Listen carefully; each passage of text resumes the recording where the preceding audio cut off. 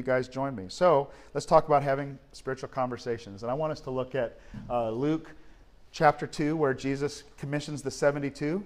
And it's an overlooked passage of Scripture sometimes, but it's in Luke chapter 10 probably is the most, in my opinion, and who am I? I'm no Bible scholar, but it's probably, in my opinion, the most important chapter in the whole New Testament because in that chapter, he sends out the 72, but, you know, you've got the great Good Samaritan story in there. You've got the Great Commandment in there.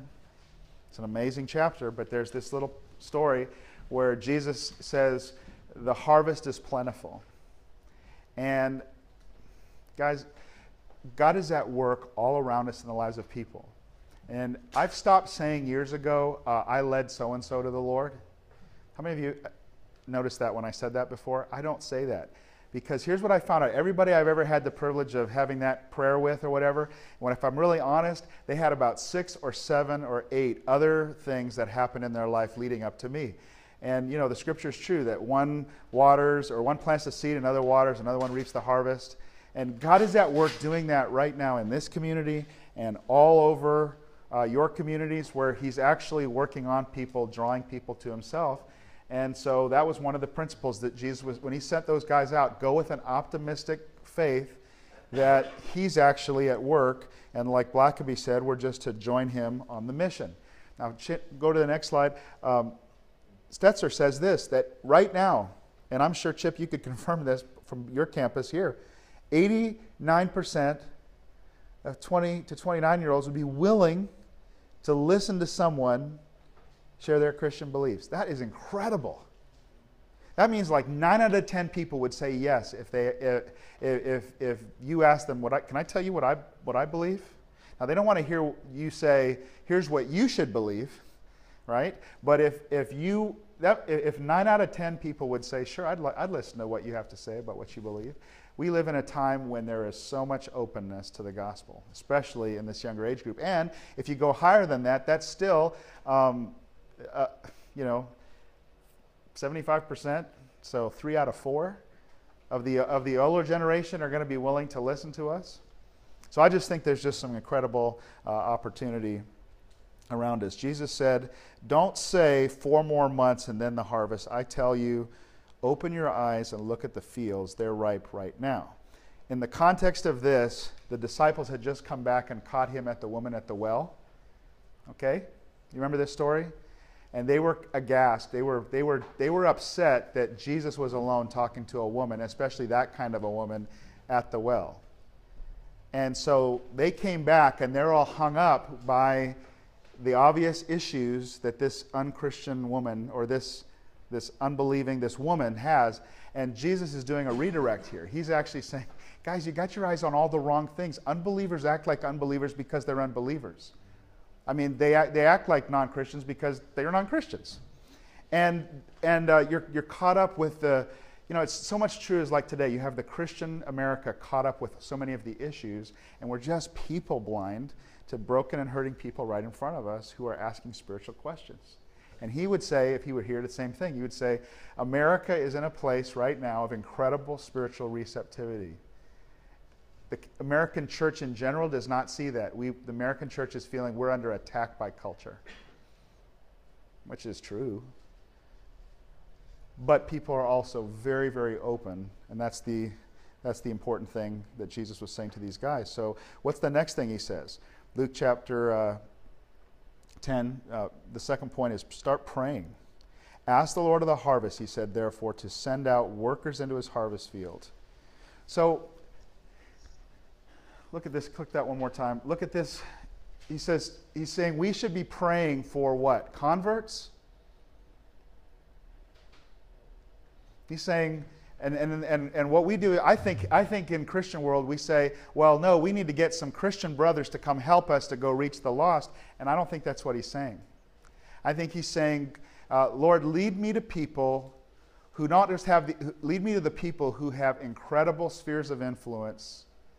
God, let me lead a worker to Christ. Let me lead those who have the capacity. So click that one more time. Pray not just for converts, but the recipients who have the capacity to take the message further. I mean, wouldn't that make sense that Jesus would say to these 72, go out, because think about what's going to come next when he says, you're going to see this. He's going to say, start praying, God, send me to specific targeted people, because guess what? God knows how much time you have.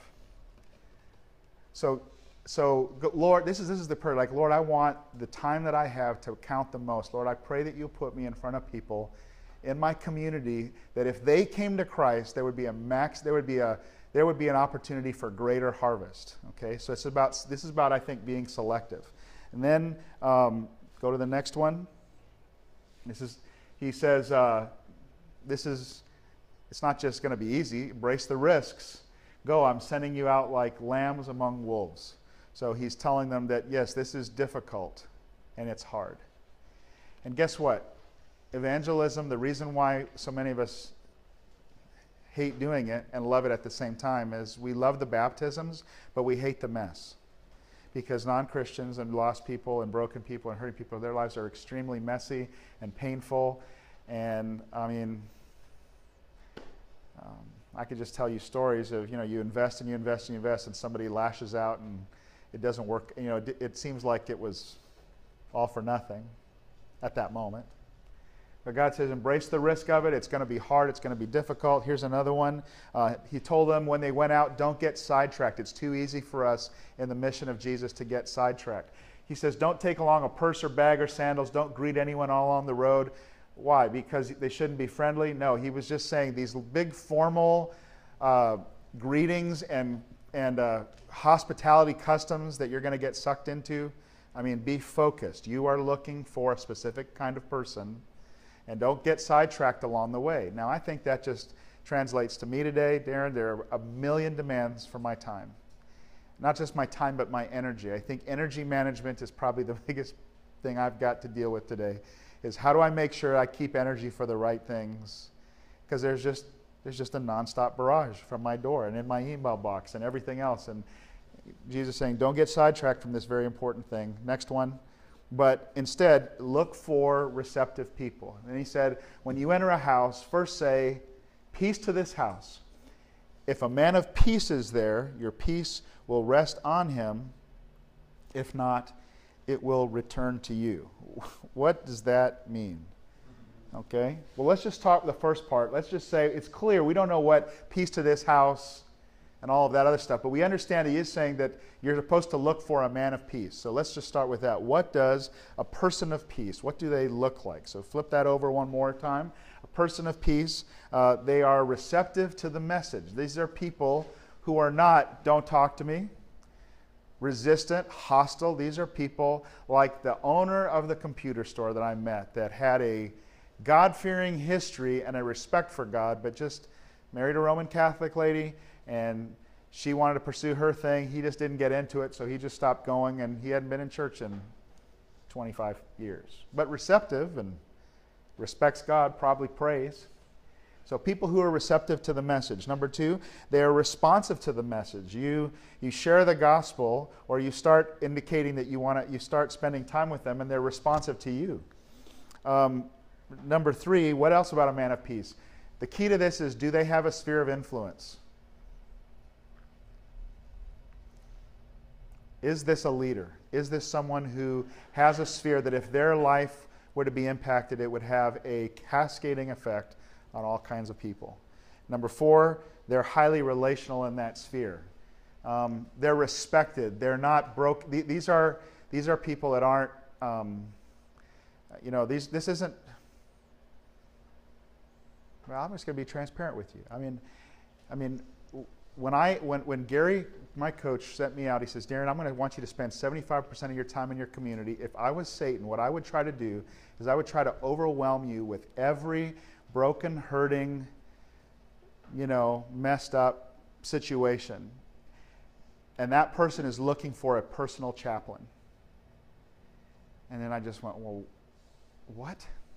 Because that would be where my heart would exactly want to go. Like, I got to help this person. He says, yes, you do. But I want you to be strategic about that. I want you to help that person get help, and you stay on mission looking for the man of peace and planting this church. If you reduce all of your time to becoming a chaplain to 6 to 8 people who are really, really broken, your church won't go anywhere. You'll be compassionate, but you won't be strategic. I'm glad I had a coach to tell me that. Okay? I hope you hear me on that, because that sounds like that's a really cold, hard thing. I didn't say we shouldn't help that person. It's just that I recognize that I was not equipped to be a counselor.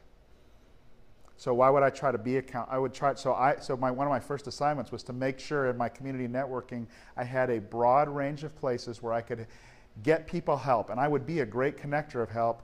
But my job, if I'm going to really impact this city for Christ, I need to lead leaders to Jesus and lead people who are receptive. And I'm really glad I was taught this principle. So there are people who have a highly relational sphere of influence. Okay, next slide. Now, here's this part about peace to this house.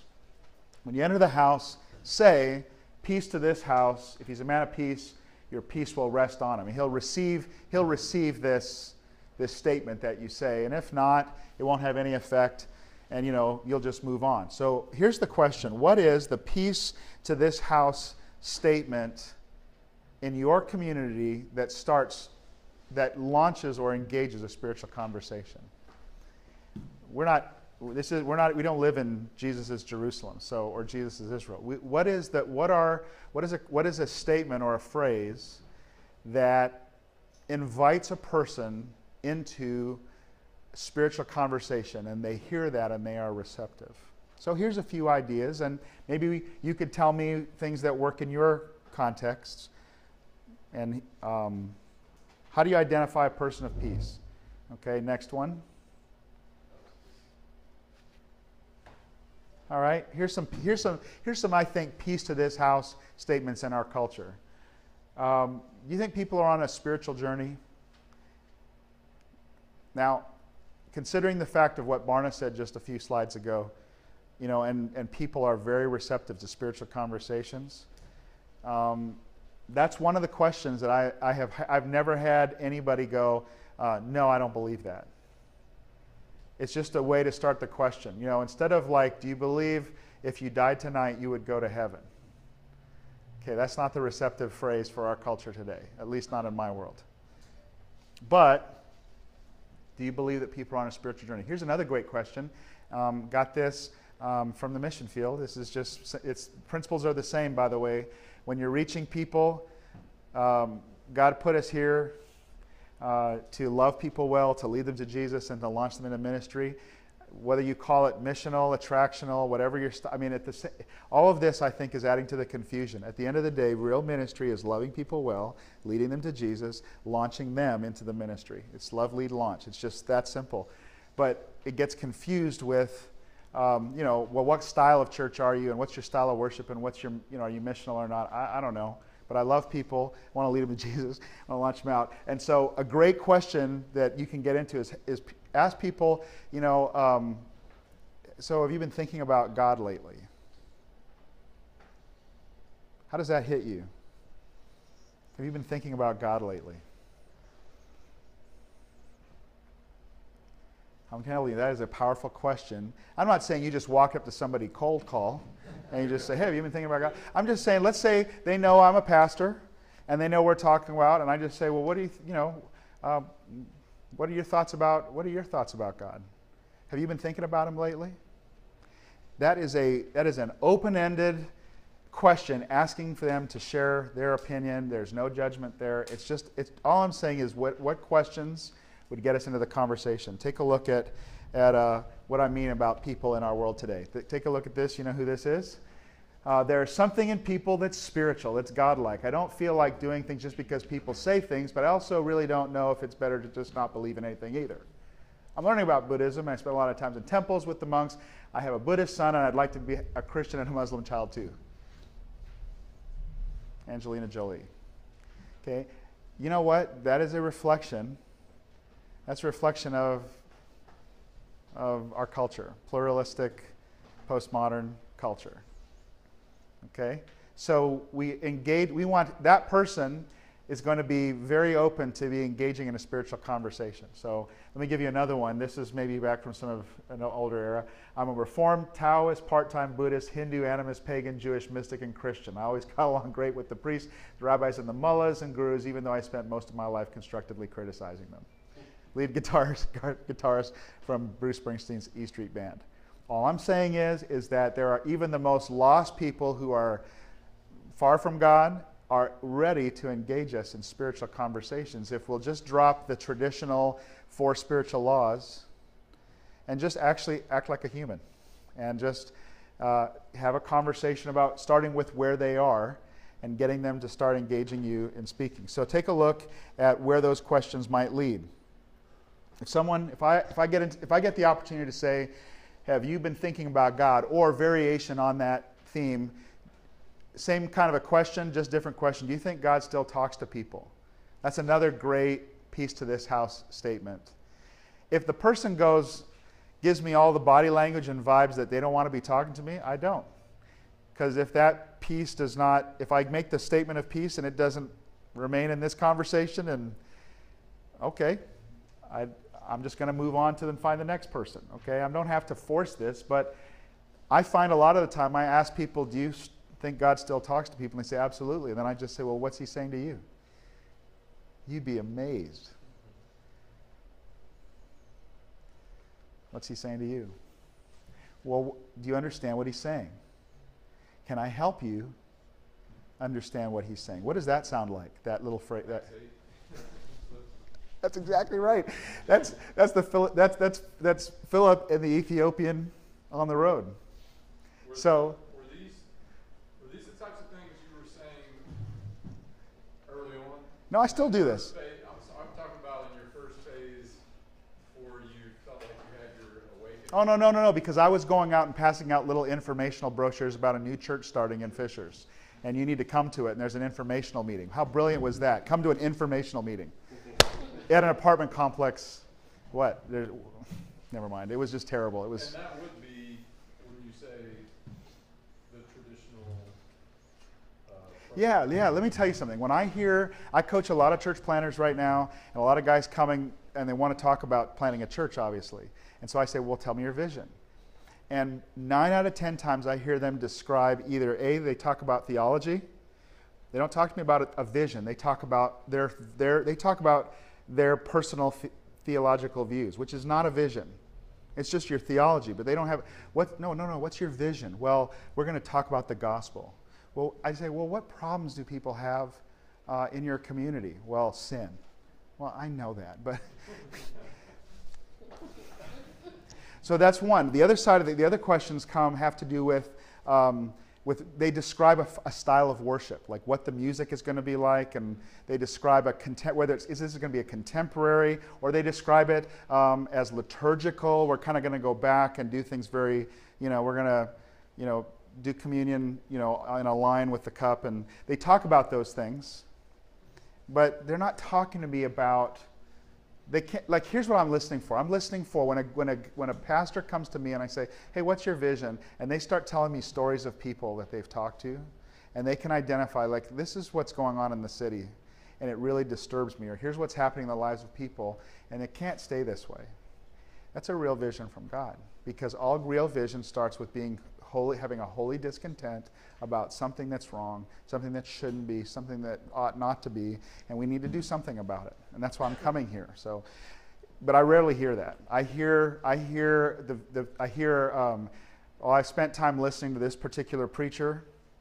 I really am impacted by this, this movement of Christianity, or this particular individual, or I want to do a church that's based off of this book that this famous preacher wrote, or whatever, or they'll talk about theology. I just want to hear about people, because if you listen to Jesus' vision cast in Luke 4, it was the Spirit of the Lord is upon me. Why? Because people are broken. Well, everything's broken, and there's oppression, and there's injustice, and there's spiritual, brokenness, and God has put His Spirit on me to fix that, and not just the people that you would think. Because they were excited because they heard him talking about Jewish people like the Messiah, and he started giving examples about the Spirit of God coming upon, Gentiles, and they wanted to throw him off a cliff.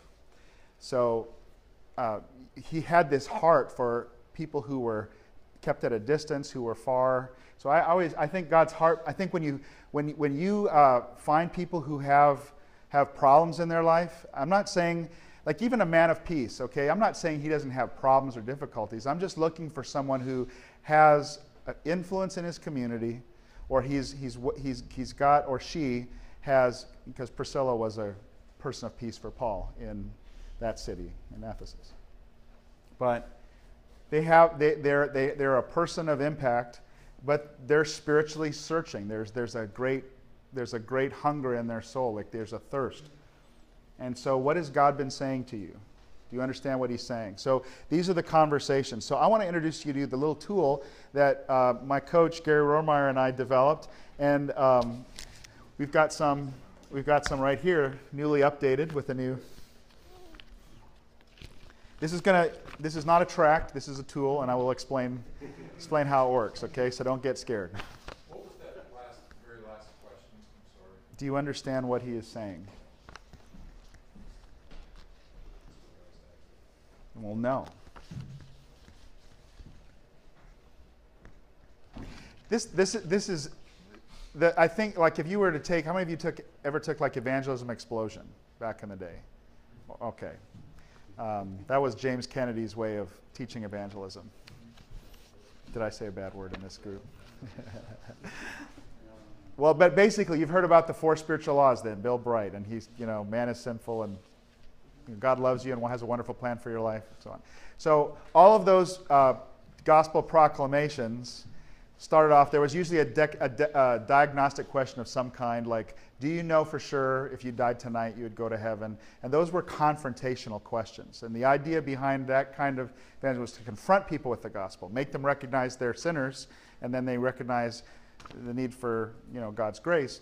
But this approach has diagnostic questions too, which we just did, which is, do you believe that people are on a spiritual journey? Or get them talking about God and ask them then, where are you at? Where are you on your spiritual journey? And you open this up, and here's how this came about. This was always done on a napkin or on a piece of paper. We never had anything like this. But we found out that in trying to train people to do this on a napkin, nobody ever did. So we printed it out in a little form, and today its best version is still when you have it in your head, and you don't even bring this out because it looks like some propaganda. And you just have it in your head, and you can just draw a line on a napkin and just basically say, there are some people that when you talk about the cross, you talk about Jesus, they're just like, I don't even want to know. Okay? Now, if you've had this conversation, this is not that person. Okay? Because that person has already blown you off. So you already have, when you just identify and say, you know what, there's a person that doesn't even want to hear a conversation about the cross. But then there are some people that are curious, okay? And the power of this is actually in these little bullet points. Like, they realize there's more to life than what's seen. They're spiritual. They've been to a Christian event or two in their life, but it's more been out of curiosity or somebody dragged them. It was Mother's Day. But there's a negative image of Christianity in their mind. They've got questions, and they kind of believe that maybe all religions are the same. So that's where you're going to be having these conversations. So what we do with this little tool is, and this is what was so brilliant about it, was that it would take forever to figure out this information just by getting to know someone. I can spin this around and plop this in front of someone and say, do you believe you're on a spiritual journey? Yes, everybody is. We talk about that. Well, where are you at on your spiritual journey? There are some people that when you talk about the cross and Jesus, they're just not interested. But there are other people that are curious. Some are really searching for it. Some are actually have decided to follow. They're not just seeking anymore, but they've made a decision to follow, and they're well on their way to making a difference in the world. Where are you on your spiritual journey? And you ask people, like, where do you see yourself on this line? And people will sit there and look at this, and then they'll never put their finger on an actual box or an actual picture. They'll put themselves on one of these spots in between. And then you just ask them this next question. Well, Greg, why don't you hit me the next one? Let me see if I've got. No, don't worry about this right now. I'll explain this in a minute, but since we're already here. Where are you now? And then you ask them this question, well, where do you think you'd like to be in about 6 months? And you know what people do? They tell you where they want to be. And then you say, well, I'd love to help you. And how can I help you? And you know what? And based upon what they say, you can address their particular barriers, because, spiritual growth is organic. This is not a mechanical thing. This is just an organic, spirit-led. When they say they're curious and they're seeking, my job isn't to force them to pray a sinner's prayer. My goal is not to get them to go from here to here in this conversation. My goal is to help them with, what are the barriers right now to you moving forward? You say you want to move forward, but what are the barriers between you and growth right now? I mean, is it I just don't know enough? I mean, have you ever read the Bible? No. Do you know what the theme of the Bible is? Like, do you know there's just one theme? No. Okay, well, tell you what. Why don't you and I just spend, we'll hit coffee for the next 3 to 4 weeks, and I'll just explain, I'll explain how we got the Bible. I'll explain to you what the Old Testament is, and I'll explain to you what the New Testament is. And if you don't believe, it's okay with me. See, what's really important to non-Christians and unconnected people is, are you willing to be my friend anyway? Or am I just your project? See, go back to that slide I was just showing a second ago. See, the evangelism in the previous paradigm was all about an event. Evangelism was about, I need to confront you with the gospel so that you will then, believe, accept, receive, and pray this prayer, and then I walk away going, praise Jesus. I just led someone to Christ. And then if that didn't happen, you'd feel rejected and bad. What this allows you to do is to be able to say, to take what Paul the Apostle wrote and said, somebody plants, and another person waters, and another one gets to reap the harvest. I understand that if I ever do this right here and I lead someone through a moment of genuine, heartfelt repentance, that there have been people that have been a part of this story in that person's life long before me. So it helps me with my pride that I didn't lead somebody to Christ. I was just part of the story. Other people plowed the ground, and other people watered, and other people moved the rocks out of the way. And so part of evangelism today is understanding this is a process, and this is the culture we live in is not going to make a instant decision. They want to know, first of all, well, who are you, and do you care about me? And that's why the question I asked you is, how much time do you have in your life? Because if you don't have time for a process, if you think that it's just going to be an event. So when you look at your close relationships, do you have any, even is there one? See, I'm not asking you to sign up for a task of evangelism. I'm asking you to see someone, a person. That there is a person in my life that is not a Christian that I've decided to become close with. See, this will change everything. This will change how you see your church. You'll see through the filter of this friend. You'll hear their questions. It's going to affect your preaching. It's going to affect how you lead your staff. It's going to affect everything, because you'll just be bleeding the reality of I'm in process with someone. And I remember this. I remember a friend of mine who one day asked me this point blank. It took 2 years from when I met him and started when I started the decision to have this friendship. And I'd known him in the community through a community contact 4 years before. But over a 2-year period of time, that friendship grew. And I remember one time, will you still be my friend if I never become a Christian? That was his big fear. And I said, well, of course I will. I love you whether you ever believe in any of this stuff at all. And that's what he wanted to hear. So it's a process. Go to the next one. It's not combative. This is an interactive thing. Okay? This is not, next one. It's not me doing all the talking. This is now a dialogue because it's a friendship. Here's another one. It is not a short-term commitment. This is not go door to door or evangelism as a task. We're talking about modeling as a leader. This is about a long-term commitment. Now, here's the cool thing about this. The minute you define it this way, what's really happening? Is this just evangelism? Next slide. It's actually evangelism and discipleship at the same time. because you're walking alongside with them. Discipleship is about the apprentice relationship. It's about sharing life together and them watching you. Do you think those disciples that Jesus picked were believers with him the day he asked them to come follow him? No, they didn't even know. They didn't even understand what he meant when he said, "I'll make you fishers of men." He basically was saying something like, "Hey, if you guys follow me, you won't even recognize yourself a few years from now. Just come." Okay. And then somewhere along the way, Peter has his revelation of who he is, but he's discipling. He called them disciples in the beginning. So we're not just teaching facts with these people, like you need propositions. We're shaping values. Next one. This is not just a cognitive, like you need to learn these this theology so that you can be right. This is about the limbic system, which is basically it's engaging our emotions, our heart, our soul. Not just the cognitive parts of our brain. Again, not just a one-way street, but this is a two-way dialogue. I'm not the teacher. I'm a friend. I'm a facilitator.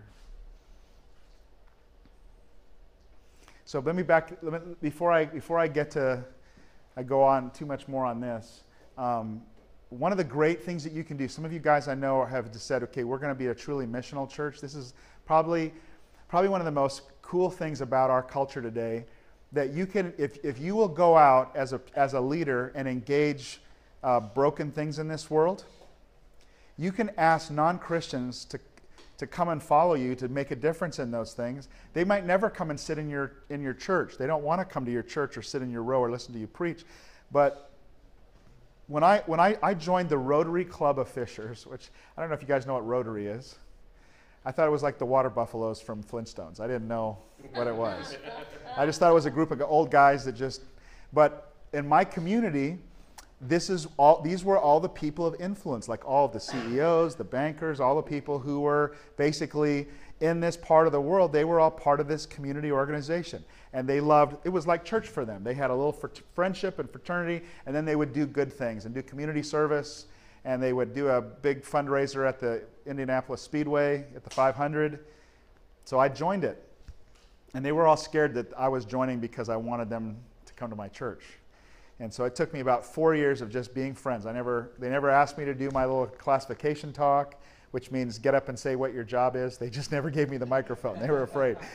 But I just showed up. I kept going to all their fundraisers, and I made friendships with all these people. And at one point we were in Africa. I was taken over there. I went to Sierra Leone where the Ebola virus was. This was in 2008, and this person had been on me to go for years, and I just hadn't had time. I'm like, I'm a missionary. I grew up around all this stuff. I don't need to go. I've seen it. And finally, I said I would go. So we go to watch this big drill rig drill a well in this part of Africa where there's this huge humanitarian water crisis. And 1 out of 5 kids is dying because they don't have access to clean water. So we go there to see the drill rig. It blows up. It never drills the well. And I says, well, what's going to happen? Well, we have to replace it. Well, how much does that cost? And they said, it's $150,000. What happened in that moment was powerful because we had been growing as a church. We were out of space. We were in this old computer store. We had bought some property, and when we bought the property, the community that we bought the property, the community was blocking us using it. Number 2, the cost of developing it were like $20 million. There's just no way. So we were like, what are we going to do? We came up with the idea, let's just stay in the community, in the computer store. Even though we don't own it, we'll renovate it. We'll do a capital campaign. We can raise money, about $1 million, and we'll fix it all up, and we'll just stay here. We'll save the property for the future. So 2007 kicked off this big capital campaign, and then 2008, and the economy just went, remember that? And all financial campaigns everywhere just went, wah! And we didn't have any money coming in. And everybody was freaking out with their giving. And here I am in Africa, and they're saying it's $150,000. So I come back, and I got my elders together, and I says, listen, guys, what are we going to do? I mean, we need a miracle, but we could be these people's miracle right now. It's death for them and a delay for us, like what, another year? But we could make this happen today, couldn't we? So on the anniversary of the campaign, instead of getting up and talking about what we needed, I got up and said, folks, change of plans.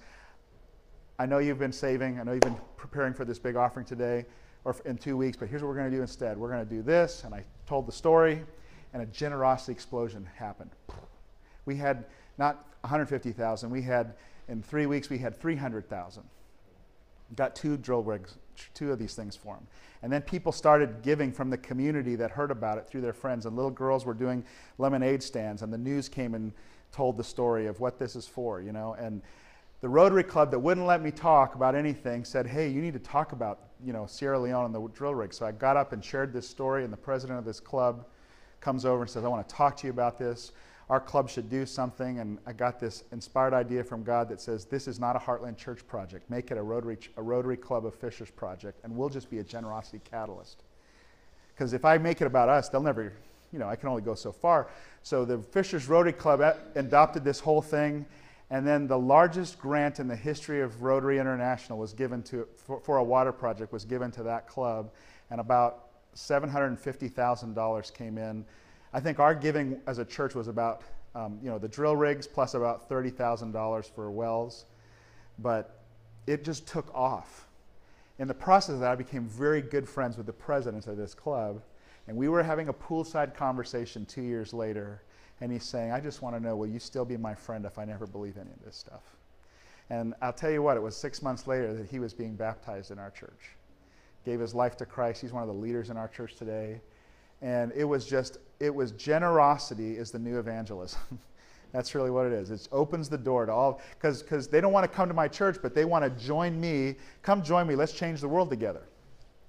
So that's, and so when he got saved, then it just started having a cascading effect. Like Tom Branham's going to church, and he invited his friends, and he invited his family, and I got asked to speak in places in Indianapolis and around Indiana that would never have a pastor. I spoke to the psychology department of Indiana University as a humanitarian, not as a pastor. So.